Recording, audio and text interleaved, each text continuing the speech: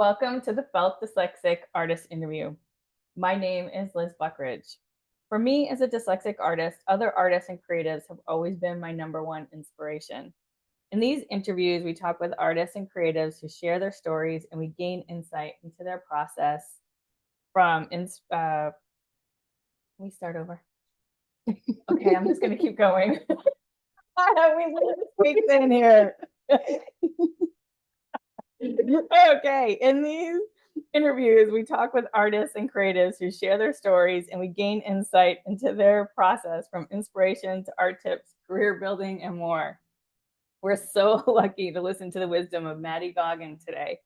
I'm so excited to hear about her past and future projects and insights on life as an artist. Hey, Maddy. Hi. Thank you for talking with us today. Absolutely. I'm going to jump right in. So, describe the art you make. What mediums do you primarily work in, and why do you choose those mediums? So I primarily use gouache, acrylic, and watercolor. I started using watercolor when I was young just because it is the easiest. Um, I, I I get most of my inspiration from like the ocean and outdoors nature, and I think watercolors is a really good acrylic or a good medium to use to like demonstrate that. Just because it cut water comes from the the nature of the surrounding area. I use acrylic when I'm making bigger projects, working on large size canvases, but it's not my favorite to use. I've come to really like using gouache. Gouache is kind of a mixture between the both of them. It's a opaque version of watercolor that I've come to really love. It's very difficult to use, and layering it correctly is challenging, but it practice makes perfect. Do you use any other mediums at all, or have you in the past? Um, I've used acrylic. I've only tried oil maybe once or twice. But I definitely want to get into that more. It's a very slow process, and I'm not a slow painter, so I like to do it quickly, and oil takes forever to dry. Yes, it does. How did you get into making art? Can you tell us about your background and how you first became interested in art? Yeah, so I started painting and like drawing, sketching when I was really young. My mom is an amazing artist. She uses oil, and I would see her painting in our house when I was a kid, and she would encourage me to draw. And my dad is a really good cartoon artist, believe it or not. And he would, we would draw together and make silly things. And when I was like 13 or 14, I started drawing more and sketching and practicing, and it kind of took off from there. Um, so how did you get into your specific style? What themes or subjects inspire your work? Yeah, so like I said, I really like being outside. I love the ocean. I grew up working on an oyster farm in the summertime, and I think that coupled with the fact that my mom just had me painting and drawing all the time, like I don't know, I find a lot of inspiration in just going outside and seeing what the world looks like. Like you see a really pretty day and you take a picture of it, and I'm like, there has to be another way to show this again, but it's instead of taking just a photo of it. I've come to like see nature and see landscapes specifically in paintings already. Like I'll go outside and go on a hike or go to the beach and come back from a day of surfing, something like that, and like can see it on a canvas before I do it. And I'm like, yeah, that needs to be a painting. I have a album in my phone, photo album that's like could be a painting. And I try to just go through that if I, don't have inspiration or feeling like I need to paint, I just go into that folder. Love that. Thanks. Um, okay, so this is a question I try to ask everybody. Do you consider yourself neurodivergent or neurotypical?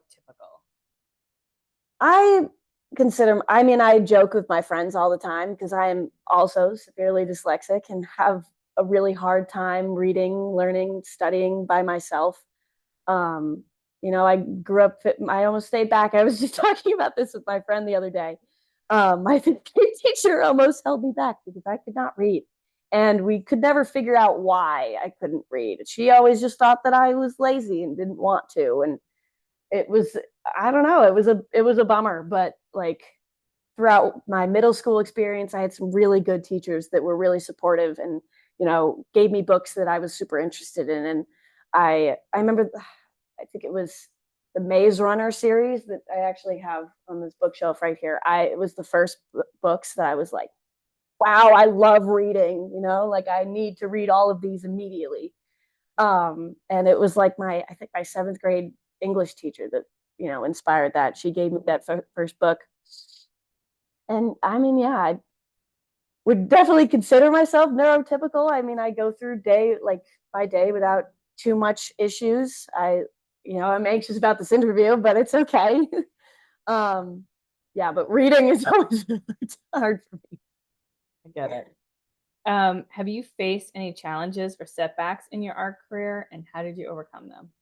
Um, yeah, in college, I had a very small apartment, and I loved my house, but there was not room for painting. Like my space here that I get to work in now, like I don't have any roommates anymore, and so I just put my paintings all over the floor, and I paint my big pieces on the floor, and I leave all my stuff out. But in college, that was not the norm. I lived in a dorm freshman year, which was even smaller, and then I lived me and three other girls lived in a crammed little apartment. It was very difficult to pair college classes, school with art because I always wanted to, and it's always been something that like has been a de-stressor for me and like a way to calm down and like get my emotions out on paper almost. And it was never easy in school, so that was definitely a big setback. Every summer, tons of paintings, but every winter I'd get into a lull of no painting unless it was for maybe someone's birthday, and then I'd get kind of into a groove of painting for a little while and it would fizzle out again. Where did you grow up? I grew up in Longmeadow, Mass, Western Massachusetts. I was born in Springfield, and then Longmeadow is the town over. Did you do art when you were a little kid? Yeah, so I grew up there in the like all throughout the year. That's where my family house was. But in the summer, I got to go live with my grandparents on Cuttyhunk Island. And I was I always painting when I was there. Always painting with my grandma because we needed stuff to do when I was a little kid, and that was something that I enjoyed doing. My mom, like I said, was definitely a huge inspiration in that. Always buying me stuff for Christmas and my birthday, and I would get something new art related and spend all week painting and drawing. And yeah, I definitely spent a lot of time doing it when I was a kid. Yay. Um, so this is my favorite subject. Mhm. Do you have a favorite colorway or palette for your art? And is that colorway for your art different or the same as the colors that you use in your house? So I don't think that I necessarily have a strict color palette. I definitely tend to pick the same kind of colors just because I work mostly in landscapes. Um, but when I travel away from landscapes, those colors that I use, I love to paint cars. I love to paint like houses, and I pick, cars and houses that are not necessarily a specific colorway, but very bold choiced colors. I painted the most recent car that I painted was bright red. I've painted houses with bright red doors, but the second part of the question, that's like I really tend to stick to blue and orange in my home and like outfits. I orange and blue are my favorite colors. Orange is the most social color, I they love say. it. I love orange. My shoes are orange. You can't see them. Describe the space where you make your art. Where are we? We are in my apartment in Newport, Rhode Island. I live right on the main strip, and it's a little bit of a small apartment, but it's perfect for me. I chose this apartment specifically because it's got really big windows, and I needed the light to do all of my art. I remember coming in here. Like, I just moved here in June, and I came to look at this apartment with one of my best friends, and he is also an artist. And I remember looking at him and being like, this is good. This is great. I'll have light all day. The light comes in from this side and like sets over there. So I always have light when there is light in the day. Um, but like I said, I paint all over the place. I paint on the ground. I'll sit and watch TV and paint. I'll try to come home from work and that'll be the first thing that I do. I love that. How did your school system support your interest in art growing up?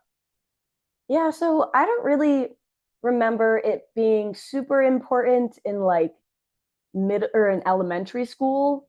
In middle school, it kind of started to take off. I had a really good middle school art teacher, and he had us doing everything. Like it wasn't like super specialized yet because we were so young, but we would do anything from like paintings to like installations. And I remember we made these huge chandeliers out of all of the recycled bottle caps from class and like stuff that we would bring from home too.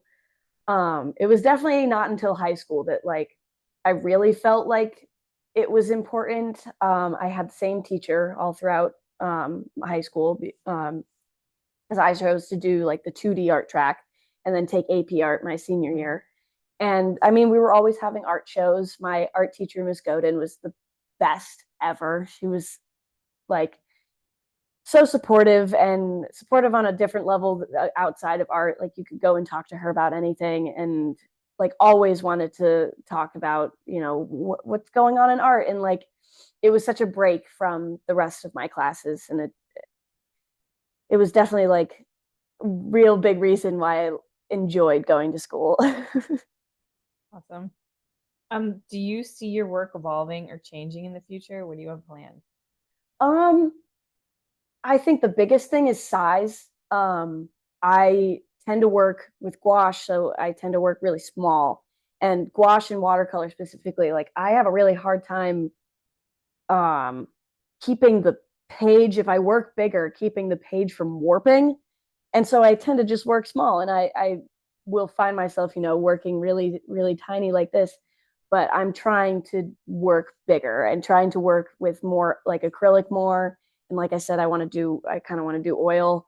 I mean, it's a little bit of a process because in order to start a new medium, you have to collect everything. Like I've been collecting acrylics and watercolors and gouache now for years, but starting a new medium and learning how to use it as well is a bit daunting. So I'm trying to go big with acrylic first and then see what happens. Um, Using oil in your home is a little stinky too. Yeah. So You have I to was have a hoping to wait studio. for the summertime so I could just open all the windows. Exactly. But we'll see. Maybe in my next apartment I'll be able to work outside because I'm used to painting outside. In my like childhood home, it was really, if I'm painting at the kitchen table, that's not great. Go sit outside. Is making art an emotional process for you or strategic? I definitely think it's more strategic. Um, I see the process in waves. Like especially with gouache, it's so strategic. Like if I put too much water in the beginning or too much pigment in the beginning, it's going to ruin the end product.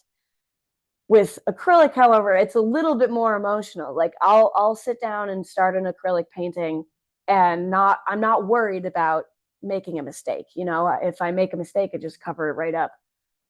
So I do get to play, and maybe that's kind of an emotion that I feel like just get to be silly with it. And if there's a mistake that I end up really liking, then it gets to stay. But in most of my art process, it's pretty strategic. It's like, especially when I have to do commissions, it's like, how am I going to make this the best it can possibly be? And I'm super nitpicky and a perfectionist when it comes to that.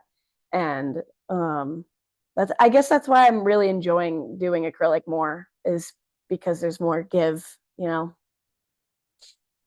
So you kind of already answered this, but can you walk us through your creative process from idea to finished piece? Sure.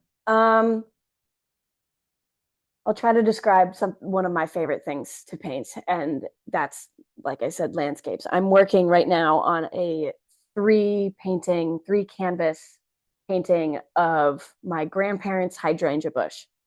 And I'm doing this one a little bit differently. Normally, when it comes to smaller acrylics, I'll paint the entire canvas a really bright color, like pink or orange, to give me a really solid background. And sometimes that warmth like jumps up in the end of the painting. Um, this one I drew it out first, which normally I'd never do. I usually just go for it. And I wanted to draw it because I wanted each painting to connect as if, you know, when they hang them up, it looks like there's a sequence along all of them. Um, and this has been the like I don't necessarily always do this with paintings, but I decided to do it this time. I mixed pretty much all of the paint first and used a bunch of Tupperwares to keep them. So then when I return to the painting, they're all still there. I usually just, you know, make a little bit of paint. If I don't like the color, change it up a little bit. But I wanted a really solid flat background for this to because I know what their home looks like. I know where they want to put it. And that is, I guess, the process that I'm going through with these paintings. Um, when I'm doing gouache, doing smaller paintings, I will draw it out sometimes, but I rarely ever follow the sketch, if I'm being honest. I lose it very easily when I'm doing gouache. I'll sketch it out and then, you know, color block it in. Um, but I find that sometimes it comes out very differently than the sketch that I had initially gone for. And usually I just follow a photo. With this hydrangea painting, I'm not following a photo. So that's why this one is a little bit different as well. I'm kind of just making it up as I go. I have a couple different hydrangea pictures that I've taken, but none of them really fit on the canvas the way that I would like to. But that contrasts with other paintings that I do. Some I go right from photos, some I, you know, make up a little bit. And I guess with this one, I'm not doing that at all. Um, so how do you combine the art you love to make and the art you sell? Interesting. I don't think that there's much of a difference, honestly. I don't sell art all the time, but when I do, it's usually just prints of stuff that I've made either for myself or other people. Um, and I just paint kind of what I want to paint, and if people like it, they like it. I guess it's easy for you then. That's awesome. Not easy to sell. I have to find I don't know, like I'll have to find art fairs or stuff like that in order to sell it. I don't necessarily all throughout the year have people being like, hey, can I buy this painting? I wish, but I do love selling at art fairs because, you know, it's all of my stuff that I get to show on display. And when people really like it, it means a lot to me. How do people find your art to purchase? Do you have a website? So I just made an Instagram. I'm not very good at, you know, Instagram in general, so that's a learning curve. I do have a website. I'm in the process of updating it though. I really want the website to be able to like show my piece and then bring you to my Etsy. So it's a little bit of coding that I'm trying to work Can on. people find your website right now? Yeah, What is the name of it? it's if you just look up, I think if you look up Goggin Maddy, it comes up. It's like Goggin Maddy at Google sites. Okay. Yeah. And we'll put the information in the Awesome. show notes. Can you share a recent project or piece of work that you're particularly happy about? Sure. I mean, my hydrangeas isn't done, so I won't show that. There's some over here that I really like. Oh, let's show this one. This is one that I kind of made to show at the Cuddy Hunk Art Fair this summer. This is one of the biggest watercolors I've done in a while, but it's a picture of the neck in Church's Beach. I'm definitely really proud of this one. That's with watercolor. And then another one that I kind of just did is this one. This is a picture of a couple flowers and some mountains. This is with gouache.